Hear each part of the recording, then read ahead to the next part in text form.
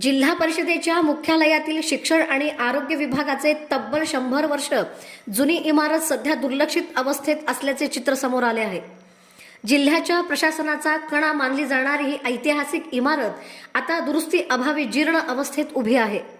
ठिकठिकाणी भेगा, गळती आणि अपुरी सुविधा यामुळे कर्मचारी आणि नागरिकांना अडचणींचा सामना करावा लागत आहे।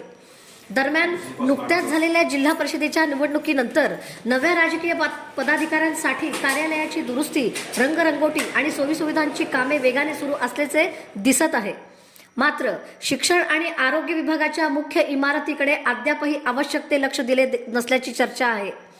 जिल्ह्याच्या शिक्षण आणि आरोग्य व्यवस्थेचे केंद्र असलेल्या या इमारतीची तातडीने दुरुस्ती करून सुरक्षित आणि सुस्थितीत सुविधा उपलब्ध करून द्याव्यात अशी मागणी कर्मचारी आणि नागरिकांकडून होत आहे। प्रशासन याकडे किती गांभीर्याने लक्ष देते हे पाहणे आता महत्त्वाचे ठरणार आहे।